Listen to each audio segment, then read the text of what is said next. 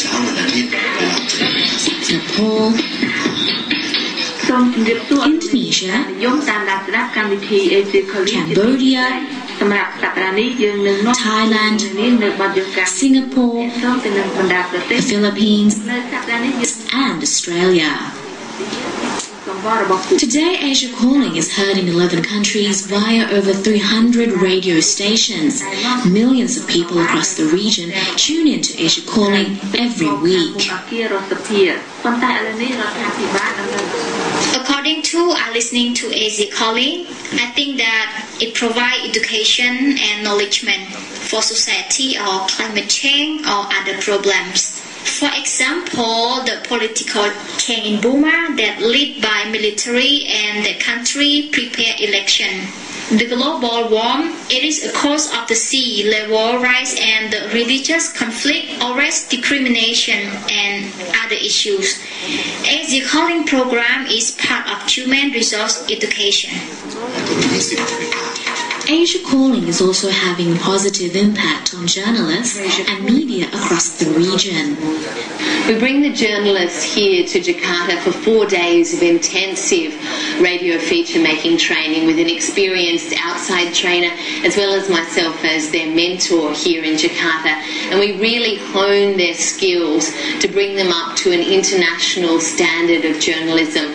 And they not only go back to their countries and produce better stories for Asia Calling, more sandwich, more creative and more investigative style reporting, but we've also heard from them that they go back and they teach their other colleagues, their friends who are also journalists and their other media organisations that they work for about these new skills that they gained here in Jakarta. So therefore, through them, we're lifting the standard of journalism across Asia.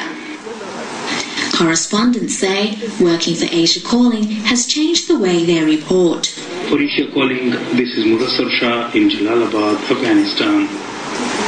I don't like working for Asia Calling, but I love working for Asia Calling because it has given me international standard skills.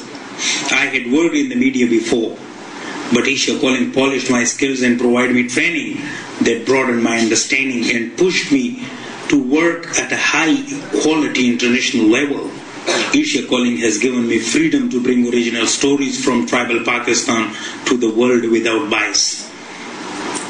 My heart and soul are satisfied when I listen my stories on Asia Calling.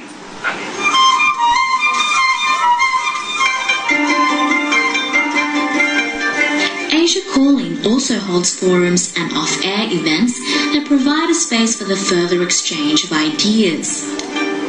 Yeah, we want to make this program is just not a radio broadcasting program, but we also want to have kind of networking for all stakeholders of Asia Calling. Those are the partners, the journalists, and also the societies in Asia, that we still share common issues together. We discuss these issues in real life, not just through radio programs or articles, but we meet and talk together and we discuss our problem, our issues together to share experience among each other and to learn what is the best and what we should not do in the frame of to make Asia Calling as a very unique program. Asia Calling's 2010 forum focused on how Asian countries can bring about positive change in Burma. I think it's a good idea because, don't talk about Asia or ASEAN. Even Burma and Thailand, we are next door. The people in Burma don't know about Thailand, people in Thailand don't know about Burma. No? Yeah.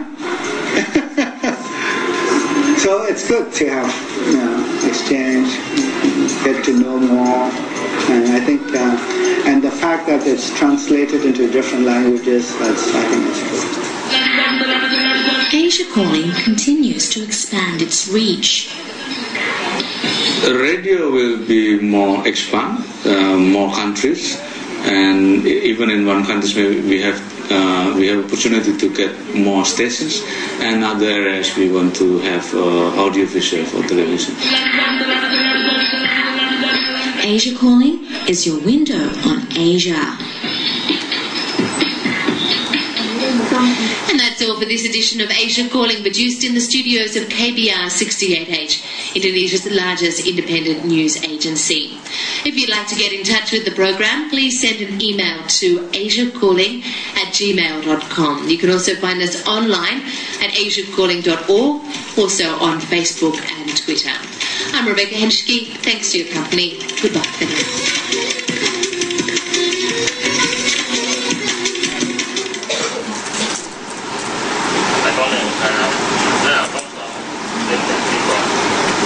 So now's the time, and I'd like to invite the MC of today's forum, Ms. Rebecca Henschke, Ms. Dida Indasari, the Associate Professor Dr. Gosum Saijan, and Ms. Kanjana Dio to come up on the stage for today's forum.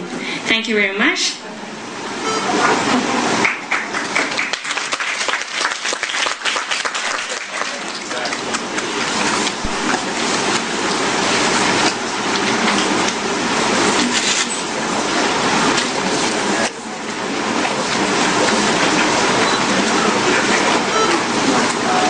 Hello and welcome to the 2011 Asia Calling Forum. Today we're focusing, as we've heard, on the plight of migrant workers in this region, foreign labour opportunity or crisis to ASEAN society. As you've just heard, Asia Calling is a regional current affairs program, and since this video was made, there's been more stations joined, so we're now heard in 11 countries, and around 400 radio stations broadcast the program. And we're very proud that our partner here in Thailand is FM Roy, Voice of Mass Communication at Chiang Mai University. They produce a Thai version of the program every week, and we're also broadcast into Burma here from Chiang Mai on the Democratic Voice of Burma. So very warm welcome to people who are from those radio stations, our partners here, and to others who have come along into our studio audience in the hotel. Also, people are listening to this live on FM Roy, so we welcome them to this debate. And we're also being broadcast streaming on Thai PBS stations, so people are also viewing it there. And we very much welcome your questions from the audience, and also people listening on the radio station can also ask throughout our forum. But I guess depending on where you stand, migrant workers are either illegal troublemakers, a national security problem, a drain on taxpayers, or they're a vital source of labour for jobs that people in wealthy nations like Thailand and Malaysia don't want to do. And for countries like Indonesia and Burma or the Philippines, migrant workers are heroes, a lifeline for families desperate for the wages to pay school fees and buy houses.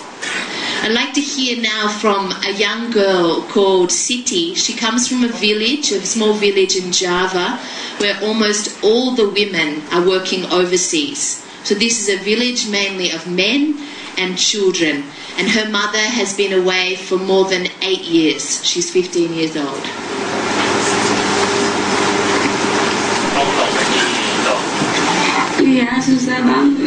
It's really hard. I have to do everything alone in the morning, make breakfast alone and go to school by myself. If it's not for my dream, I would not allow my mother go away. I want to become a doctor to help people. That's a very expensive dream, and my mom doesn't want to destroy my dream. Sekolahnya yang benar kata mama teh, mama kesana tapi kalau nggak benar mama nggak mau gitu. And there is horrific abuse of Indonesian migrant workers like Siti's mother. They become a common story in Indonesia. I'm not sure how much press they get here in Thailand, but there's cases where hot irons are put on the face of Indonesian migrant workers, lips are cut, mysterious deaths in places like Malaysia and Saudi Arabia. And I want to hear just briefly from another woman called Eli Anitha. She first went to Malaysia to work as a housemaid, and there she faced sexual abuse and she tried to leave. So this is just briefly her story. East. So I was choice Malaysia. My employer, the man, was asking me whenever I'm agreed to be his girlfriend, and I refused about that. So she went to Hong Kong twice. Both times she was underpaid and verbally abused and ended up having to take her second employer to court. I'm never telling my family whenever I face terrible situation. Why not? I don't want to make them worry about me. I just want them happy. Only 2 months and a half I made process and I'm flying to Bahrain. It was in Bahrain that things became even worse for Ellie. In the first household where she worked, the youngest son tried to rape her and she ran away. She then went to Dubai, where she was told she would work as a secretary, but her boss there had other ideas. And start that time, he touching my body. I said, what are you doing? He said, all my secretary agree when I make like this. Take my dress, and he forced me to obey to him. Open your clothes. He said like this. I said, I'm not a dog. I'll never obey to you. He locked the door from inside. It's only 2 of us inside. And he tried me like this, and he slapped my face twice. I take some scissors inside. You come closer on me. We choose. You or me will die. I counting until 3 times, and he's go out. Angered by her refusal to obey him, her boss said he would send her somewhere else. Name is Kurdistan. I said, where is Kurdistan? Part of which country? He said, part of Italy. But didn't give me choice. Only hold my passport. It was not until she found some local banknotes at her agency's office that she realised she was in Iraq and in a war zone. She demanded to be sent home, but her agency said they'd paid a lot of money for her and would not let her go easily. Escaping this time was difficult. She tried twice and was caught and then beaten badly. She staged a hunger strike for 2 days and stole one of the security guards' phones to call the International Labour Organization and the Indonesian Embassy in Jordan, but this only made her situation worse. In the afternoon they came and they beat me. They put gun on my head. Ellie, you will stop your action or you will die. She didn't stop. And after 2 years of lobbying the International Labour Organization and the Indonesian Embassy via stolen phones, the agency finally gave her passport back. On 7 November, I reached to Jakarta. And how are you feeling then? I'm not feeling happy. I just feel surprising because a lot of ministers was pick up me in the airport and bring me to the VIP room. And when I arrived, I said, what a stupid party they make it.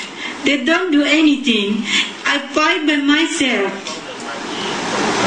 So that's the story there of Ellie, who went to around 5 different countries as a migrant worker, ending up in Iraq before she finally came back to Indonesia. She now works as an activist with Migrant Care in Indonesia, helping others.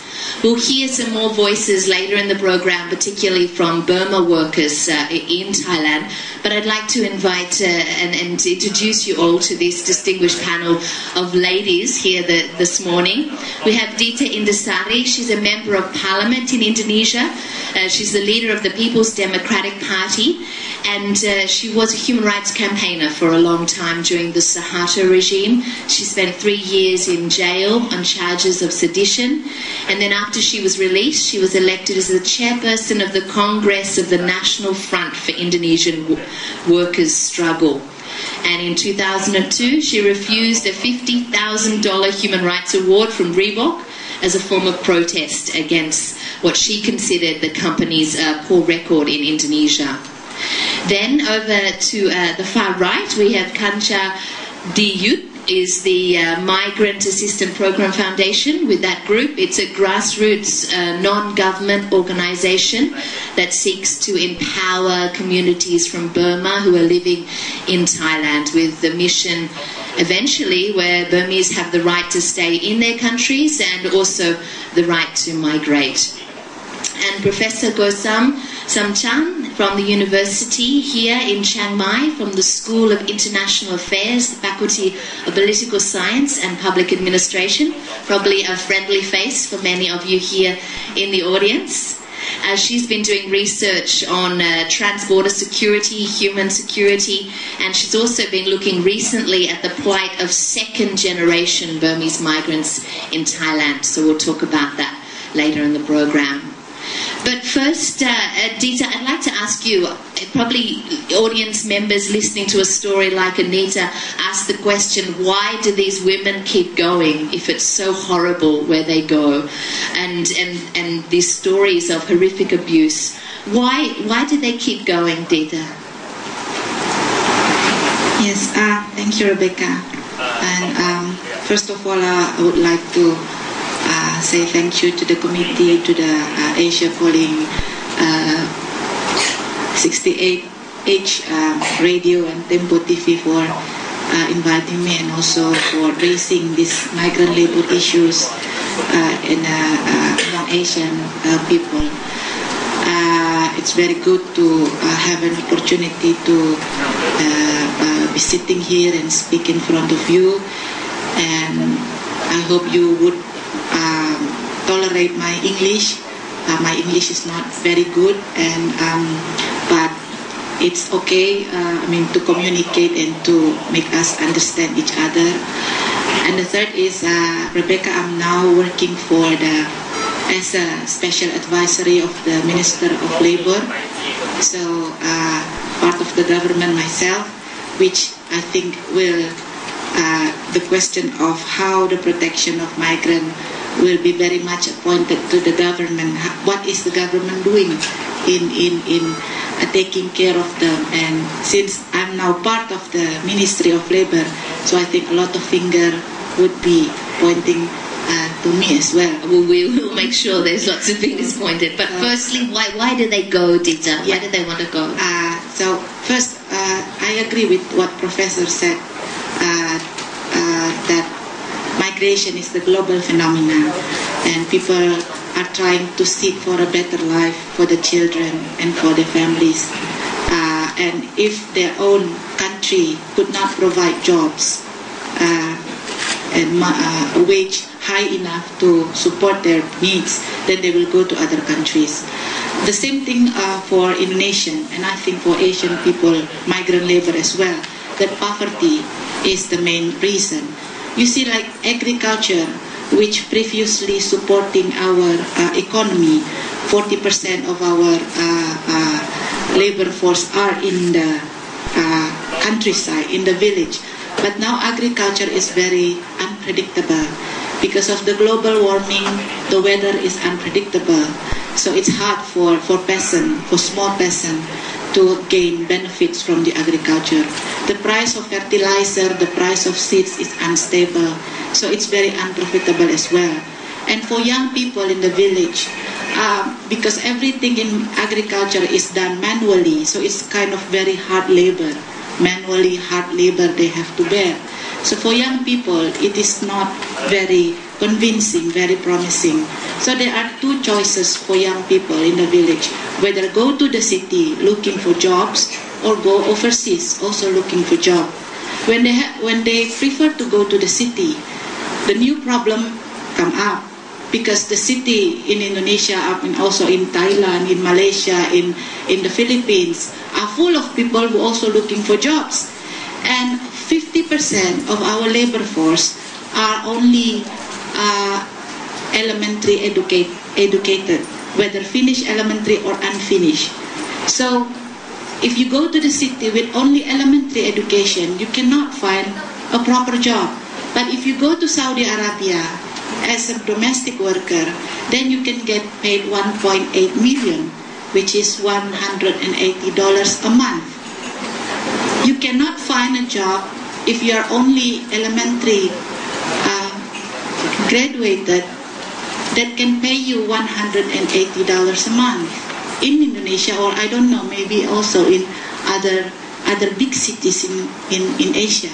So they go to Saudi Arabia, they go to Malaysia as domestic workers, because there's a demand for that, and the demand doesn't say that you have to finish your high school or finish your degree in university. So they go there because that thing. And literacy is also part of the big problem, because